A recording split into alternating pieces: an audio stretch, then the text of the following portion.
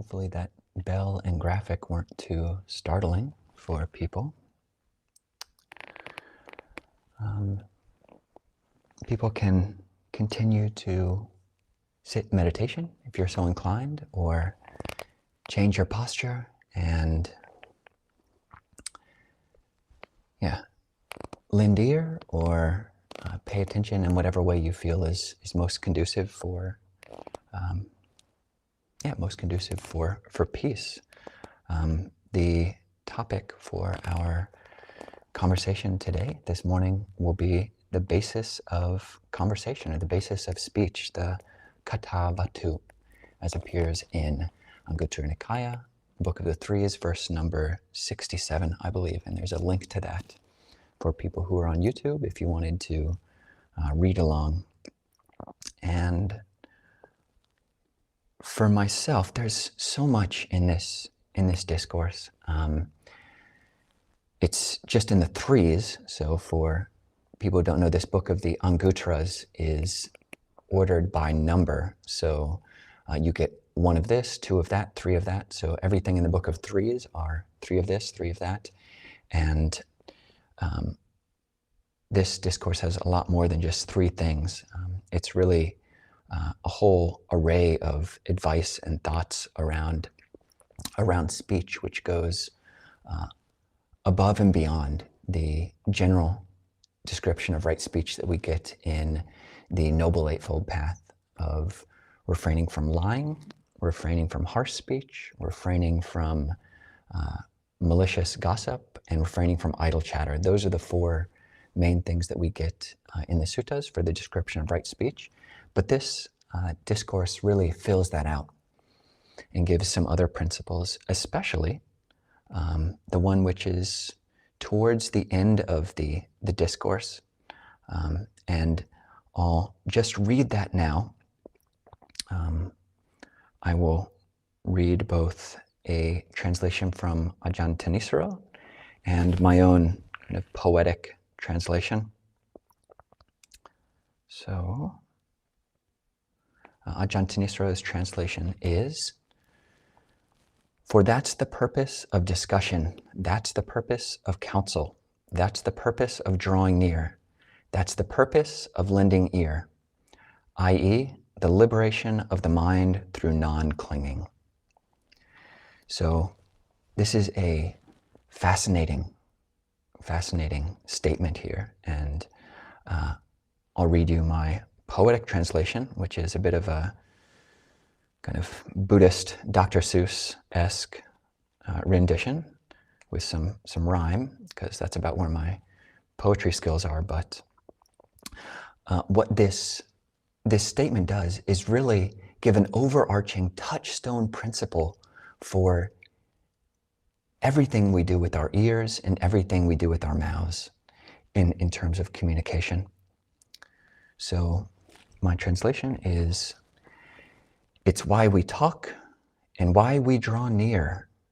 It's why we question and why we lend ear. What is this purpose? What is this spring? It's the liberation of mind that does not cling." So that's what we're aiming for. That's our overarching principle of speech. And it's kind of amazing. The Anguttara Nikaya has thousands of discourses in it. And this is just one. And I don't believe this, the explicitness which the Buddha gives here is found anywhere else in the canon, where the Buddha gives one principle for our speaking and our listening and our discussion and all of these activities that we do so much on a daily basis. But here he really distills it down, gives us the essence that what we're doing when we speak and listen and between our words is try to tap into this liberation of the mind through non-clinging. And yeah, you might want to just take a minute of, what does that mean? What does that mean for you? The liberation, the vimokkha of the mind, cittasa, which does not cling, anupada, the anupada cittasa vimokko, the liberation of the mind through non-clinging, the freedom of the mind that does not grasp. So that's both when we ask a question, that's why we ask the question, because we want to get some insight into this process. Or when we're speaking, we can try to come from that place. And all of the Buddha's advice, whether it's advice about our conduct in daily life, all of his advice about the precepts of not killing, not stealing, not engaging in illicit sexual or sexual misconduct, not engaging in, not taking intoxicants, and then all of his other regulations and suggestions about speech are for this end. So, see if you can tap into that, what that might mean if you find the mind overthinking, or find the mind wherever you find the mind. See if you can give it some spaciousness, as we tried to do in the meditation there. We're paying attention to the breath while in meditation, or we're paying attention to what we're saying, what we're trying to convey, what we're reading, whether that's a book or whether that's on the internet, whether we're watching some kind of content on YouTube, watching a movie. Can we give it this spaciousness? So we both have our object in mind, our subject, what we're paying attention to, but we also have the spaciousness of mind that we bring to the whole endeavor.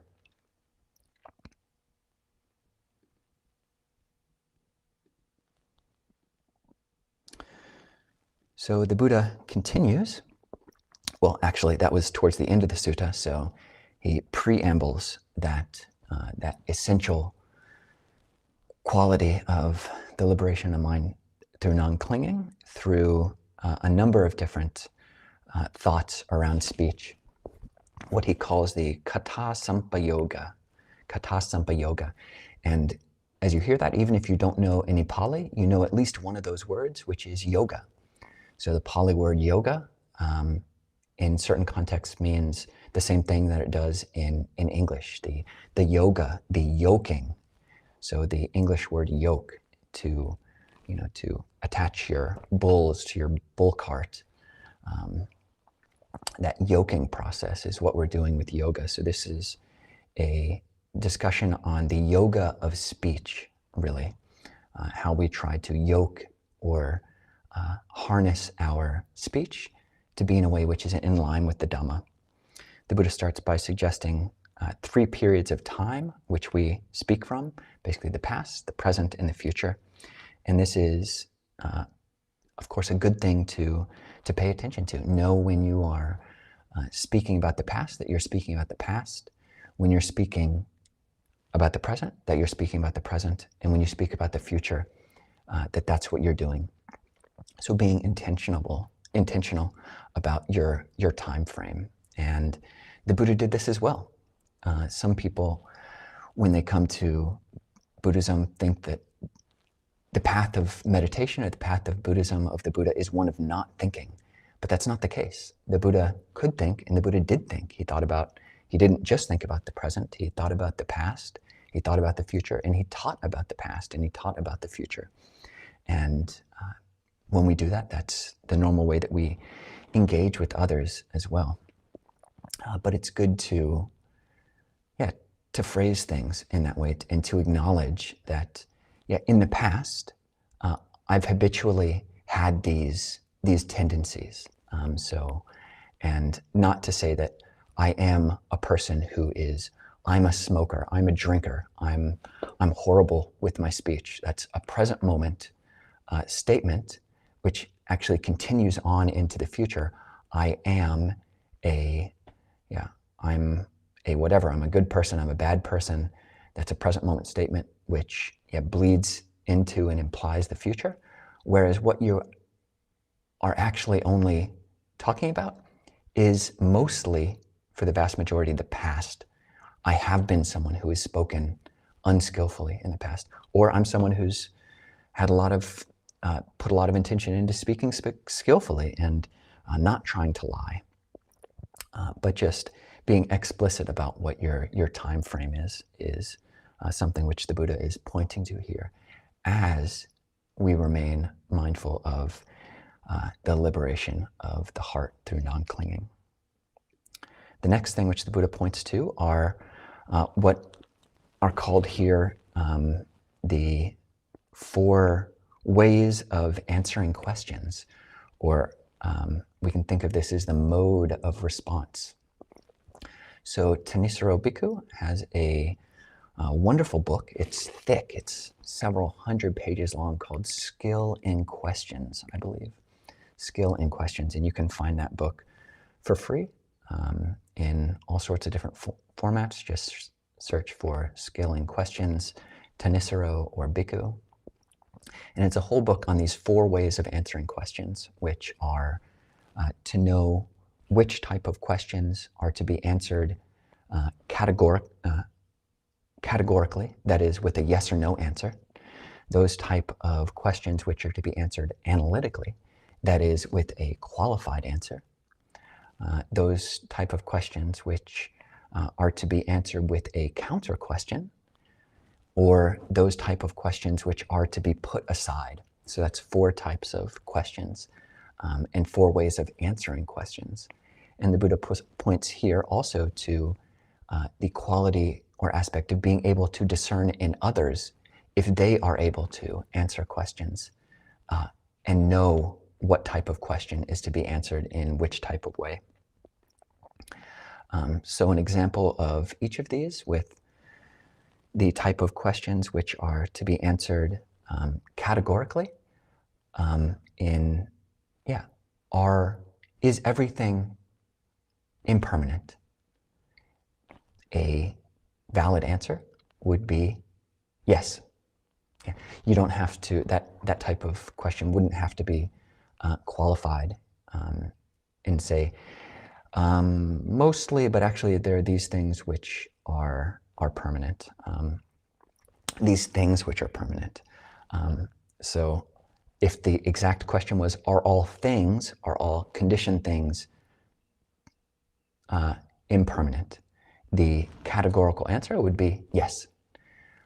But if the question was,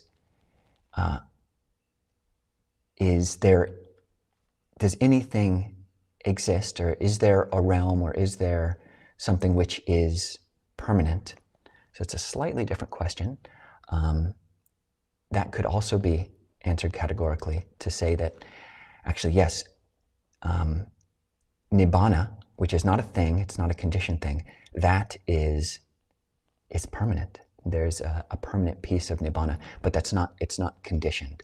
So that might be an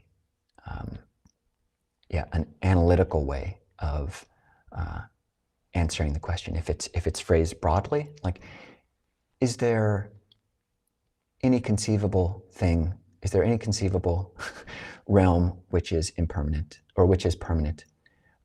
You could say,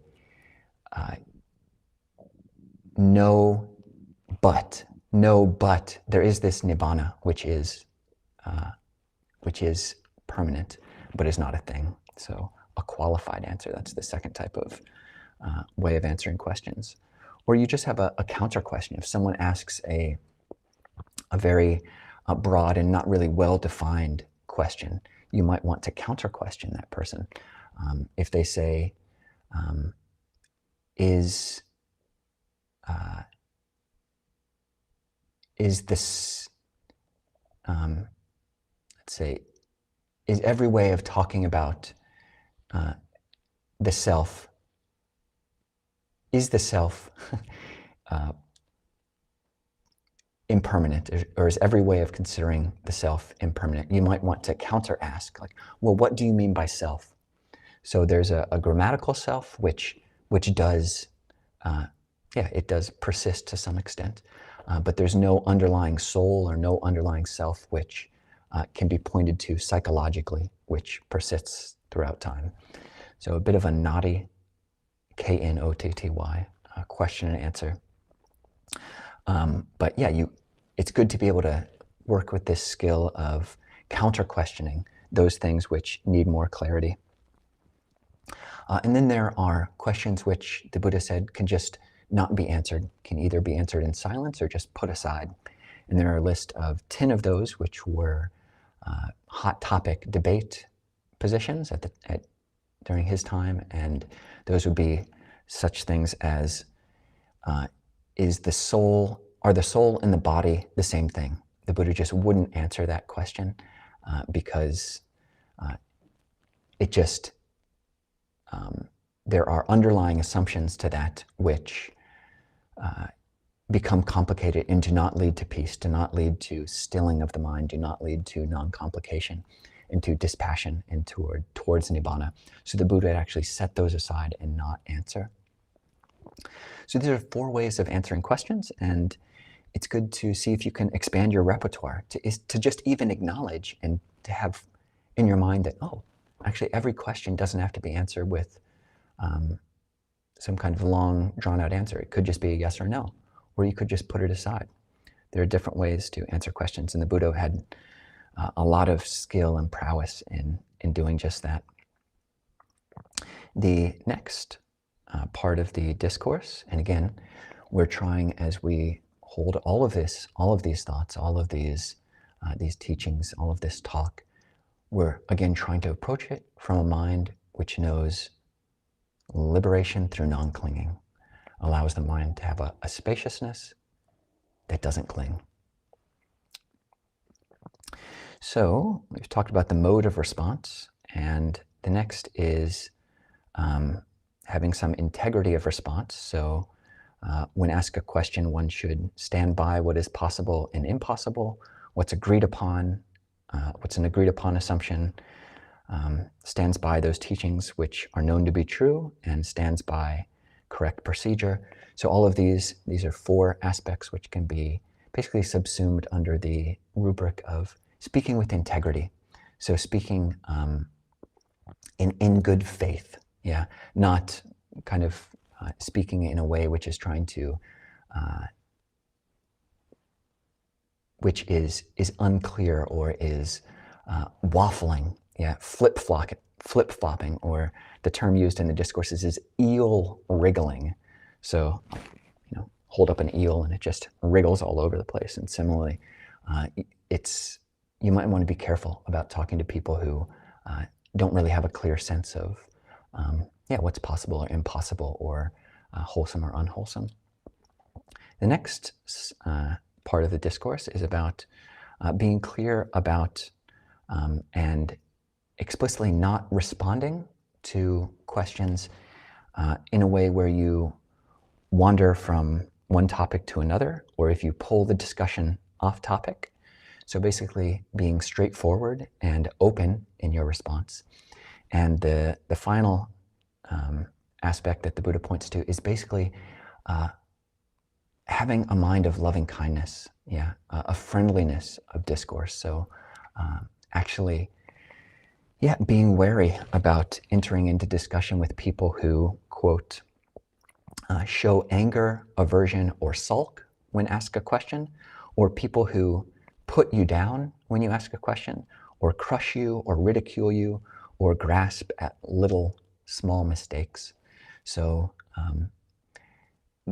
you want to have mindfulness in terms of discerning in other people. Do they do this? Am I starting up a conversation with someone who is just going to, jump on any small fault that I say, or who's really trying to nitpick and fault find, someone who's angry or isn't going to take this questioning well, and being wary about starting conversations with such people. And then with ourselves, especially, if asked a question, really not jumping on the other person, and really being open and answering with friendliness rather than an ease of being offended. Yeah, there's no virtue in the facility with which you become offended. So that's the sutta. And again, I'll just highlight that this quality of, in all of our listening, whether it's a Dhamma talk, whether it's talk with our family, our friends, when we're listening, when we're hearing, whether it's a one-sided conversation or a back and forth dialogue, we want to approach it with this mind that knows the liberation through non-clinging, non-grasping, a spaciousness, a once remove. Yeah.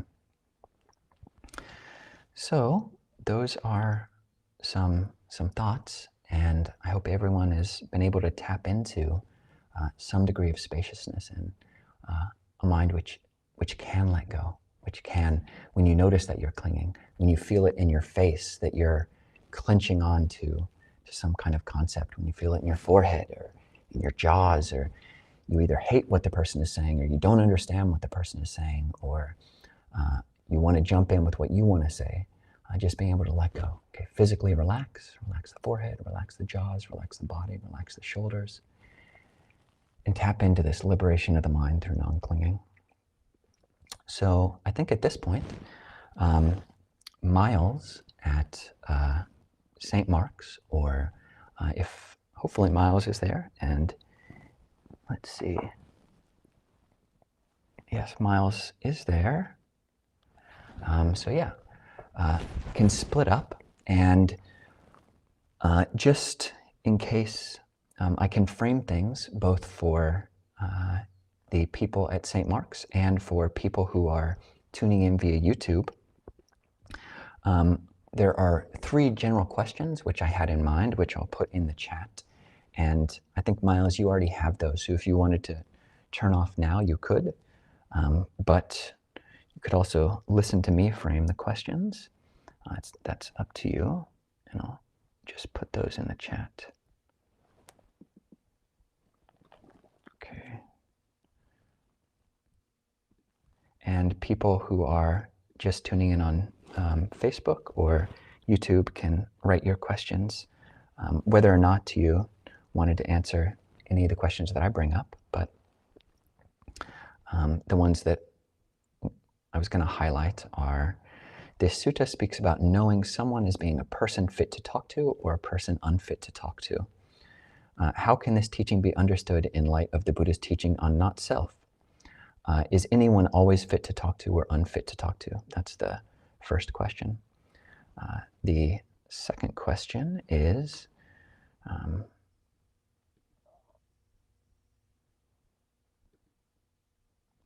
the sutta praises being one who stands by teachings known to be true and stands by the proper procedure. How can this adherence to views of truth be reconciled with the many places where the Buddha praises non-contention, loving kindness, and not being attached to views? And the final question was about, what does it actually mean, this liberation of mind through non-clinging? So those are just some thoughts from me. And if anyone's still there at St. Mark's, I wish you all a great day. I hope you have a great small group discussion. And I would love to be there in person, because it sounds like there's a great group of people there. So hope you all have a great day, and we'll continue the discussion here on YouTube and Facebook. So, okay. Got one question here so far. Venerable Sir, what are the requisites for joining the Order of Monks? Okay.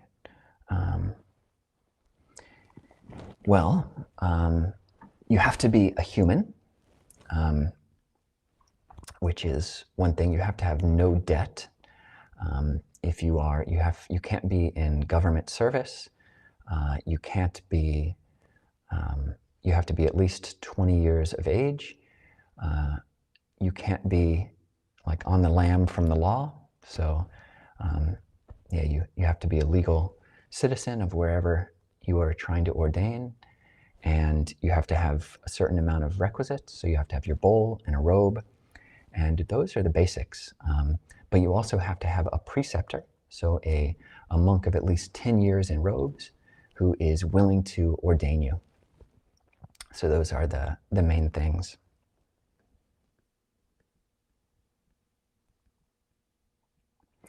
And then once you have those, then you are technically allowed to ordain. And the ability to find a preceptor who will ordain you this depends on where you are, and for some people, if you're in Thailand, there are 30,000 monasteries. So in Thailand, it's fairly easy to get ordained. But that said, it's not so easy to find a good monastery with a good training where you would actually get the maximum benefit from being in robes. So one thing to look for is not so much just the bare minimums for what you need to ordain, but maybe look for the maximum.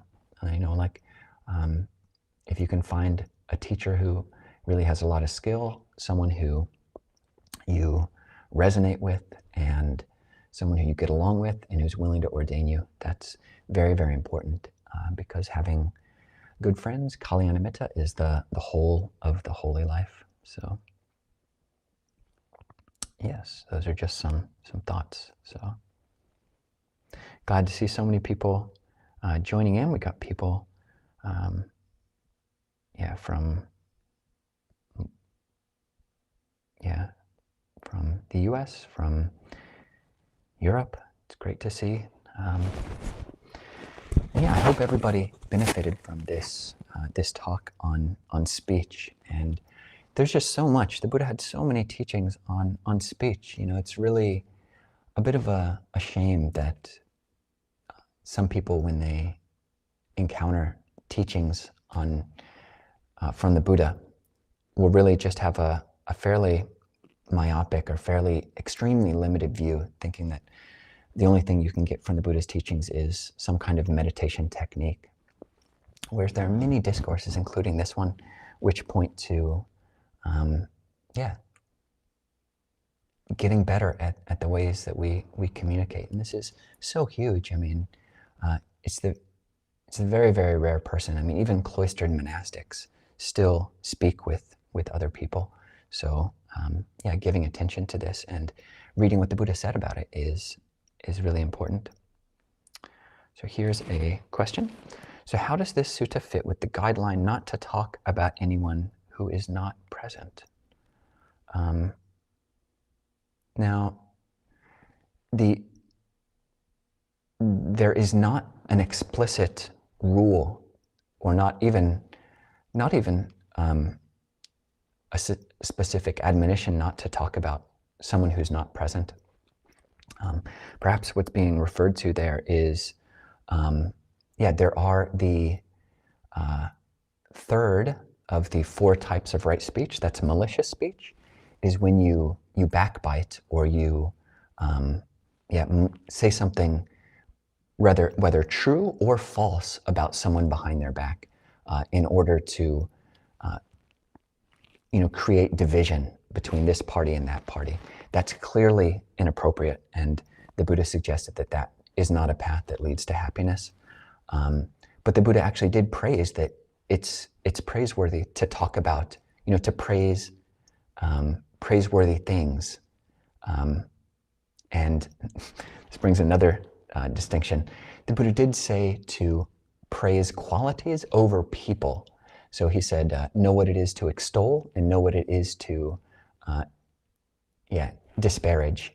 And so this is in the Arana Vibhanga Sutta, which is Majjhima Nikaya number 138, I believe. He said, know what it is to extol and know what it is to disparage.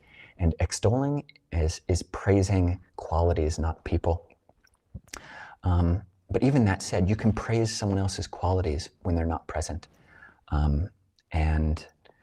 This, at least my reading of this discourse, certainly the way that I presented it here, is not, didn't mention anybody by name, or,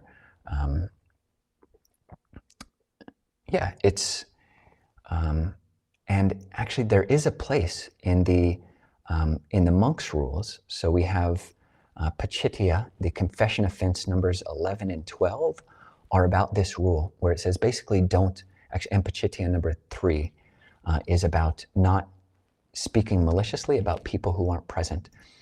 But there is an exemption clause if it's for the purpose of teaching and if one has a mind of goodwill. So if I'm, trying to, with a mind of goodwill, warn someone about someone else who, is violent, for example, I can say that to someone, saying, actually, you might want to watch out. If I'm speaking, not in trying to create division, but actually just raise awareness. You might actually want to watch out that there has been some tendency for that person, or that person does have. There can be a tendency there to speak harshly about people when they're not present, and the Buddha did allow for that. But you really have to be clear about your own intention. So hopefully that's clear. Thank you for the question, Jean. And one really has to know one's own intentions about that, because it sucks for oneself and for others, and certainly for community to backbite. But you want to raise awareness about things that should be raised in awareness. So, new question. So one of two. Good morning. Hello. Ajahn and friends, ! The 4 ways to respond to questions was very helpful. Yes, I agree. That's a great teaching. I find that often I will put a question aside when I'm unsure. Yeah, that's a great point too, actually. And that's an aspect of that 4th way of answering questions, where it's actually just putting it aside. Where it's not putting it aside because of any kind of doctrinal thing, like I pointed to, where there are these questions. Does the Buddha, does the mind of the Buddha persist after parinibbana or not? These are questions which the Buddha put aside. Is the world eternal or finite? The Buddha put these aside. But like you said, and I think it's a great point, if you're not sure of something, actually just admitting that and saying, actually, let me get back to you, or I'm going to put that aside for now. Great point. Yeah. And that totally fits in with that 3rd way of answering questions, which is just put this down for now. Yeah, thank you. Point 2 of 2. So answering a question with a question for clarification would be helpful in these situations. Yeah, that's a good point. So thank you for that, Allison. That's, and those, what you just mentioned, are probably the most day-to-day manifestations of that 3rd and 4th type of question. Just saying, when you say harsh speech, what do you mean? Or when you say talking about someone who's not present, what do you actually mean? Good points. Thank you for that. I'm going to go back to this point which Jean is bringing up about how does this sutta fit with the guidelines not to talk about anyone who is not present. So Ajahn Amaro, one of the founding abbots of Abhayagiri, he had this principle as one of his own personal guiding philosophies, that whether it's good or bad, he wouldn't talk about someone who wasn't present. And I think I've known other people. I know a Zen monk who takes this as their foremost principle. They just won't talk about people when they're not present. And it's an interesting guideline for someone to take on. But the Buddha didn't certainly didn't prescribe that for monastics or for lay people. I think Ajahn Amaro, I don't know if he's still operating from that position, but there are times when, it's a useful thing to talk about people when they're not there, especially if it's not negative, if it's not tale-bearing, if it's not malicious gossip, then it can be quite helpful to praise someone's good qualities behind their back. There is a discourse, and I don't remember where it is, but the Buddha is asked by this wandering ascetic, and I think it's actually not even a question. it's more of stated as this opinion.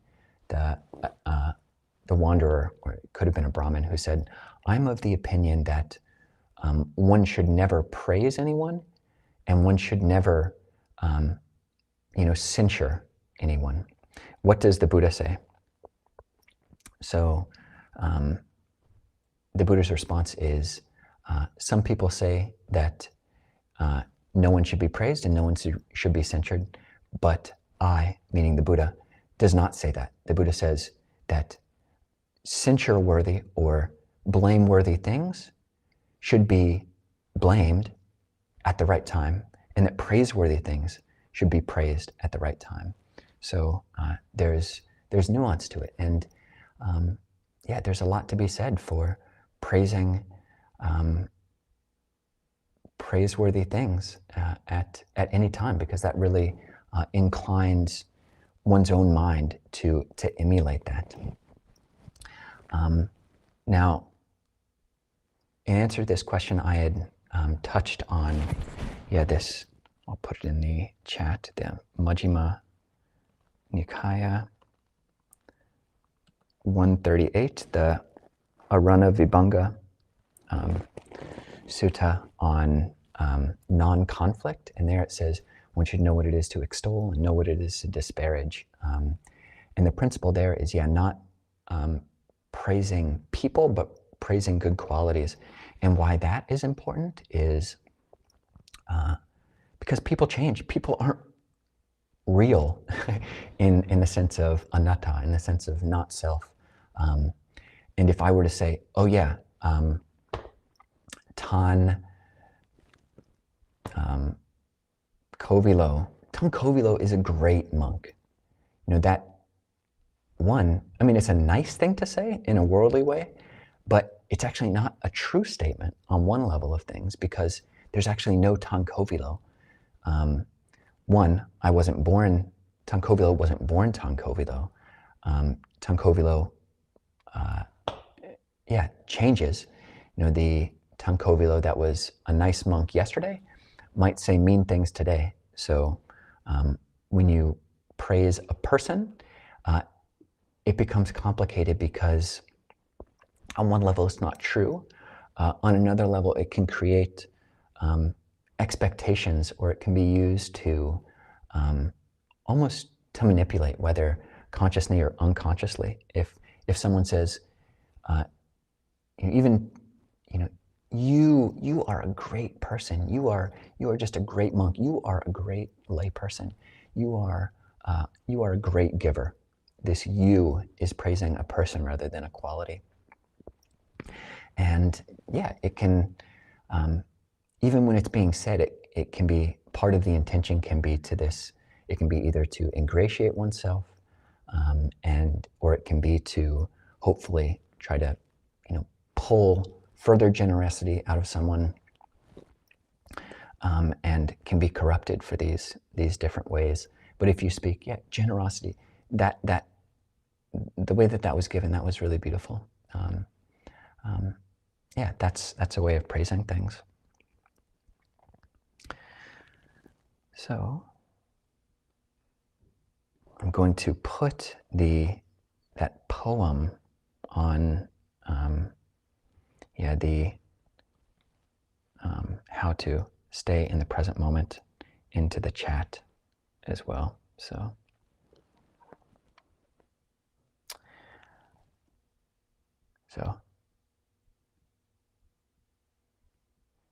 it's why we talk, it's why we draw near, it's why we question, and why we lend ear. What is this purpose? What is this spring? It's the liberation of mind that does not cling.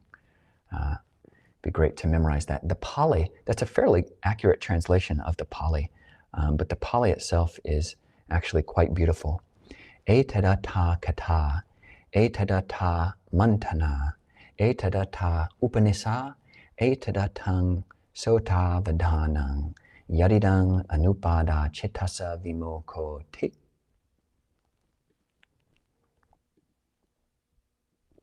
Okay, this is very helpful regarding praising qualities instead of people. I'm never sure how to respond if someone praises me. It makes me uncomfortable. Yeah, Yeah, I feel the same way. And sometimes, yeah, it's hard to, very good point. And I would love it. This isn't a Zoom session, but if anyone has any skillful means for how they respond to when being praised, if you want to add that into the chat, that would be great.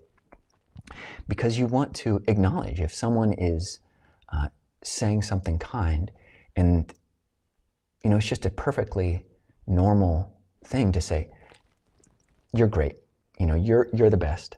Even Tanisabo and I, we say that to one another. And I think we both hold it in a way of just being like, in one way, when you say that, oh, you're great, you are great, you are great. When you say that, it's almost a placeholder for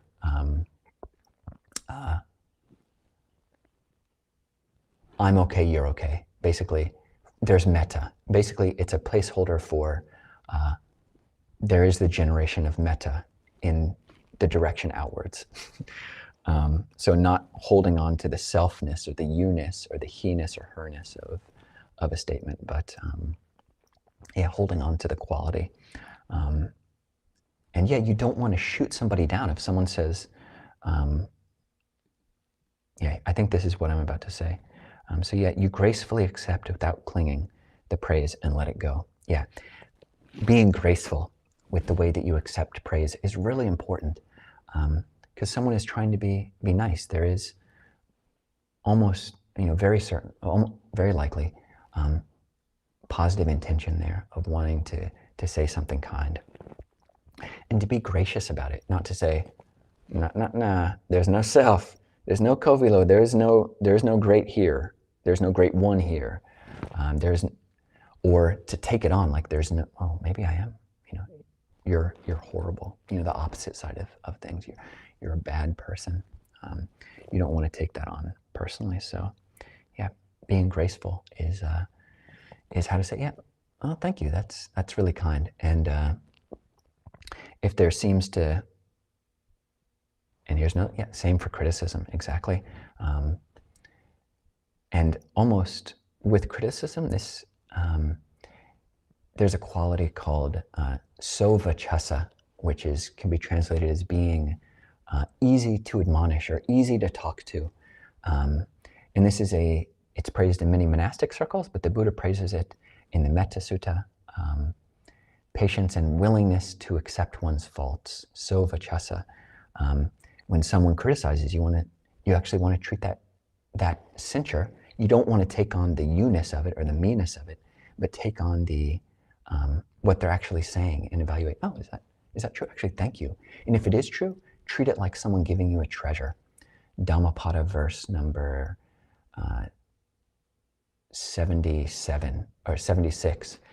If someone is discerning and they can see faults, then treat their admonition of you like someone giving you a treasure, and then draw near to that person, because when you do, it will lead to your uplift, not to degradation. And if what they say is incorrect, then you just let it go. It's like, there's a statement which gets attributed to various people, to Ajahn Chah or other forest Ajahns, but it's like, if somebody calls you a dog, all you have to do is look behind you and say, oh, is there a tail? Oh, no, then let it go. Yeah. And yeah, the same goes true. So whether someone praises you or criticizes you, you can hear it and try to maintain this awareness of liberation of mind through non-clinging, and don't make a self out of it, whether positive or negative. So maybe we can conclude the formal talk there, and I'll thank everybody who tuned in, either present live or is watching this later, or listening to this later. And I won't praise the people, I'll praise the quality, and I won't praise myself, I'll praise to whatever extent there's Dhamma being spoken, or to whatever extent there's Dhamma being listened to, that's all praiseworthy. So I hope everybody has a great weekend, a great morning, and a very Dhammic day, a Dhammic week. Tan Nisabo and myself will be back for a conversation this upcoming Wednesday on our YouTube talk. at 6 o'clock, and then we'll go on to Zoom afterwards. And the topic will be, I think actually Tanisaba will be kind of interviewing me to some extent about Chan or Zen. Is there a Theravada perspective on Zen or Chan meditation? So yeah, I hope everybody has a great day, and maybe we'll see you on Wednesday. So till then, take care.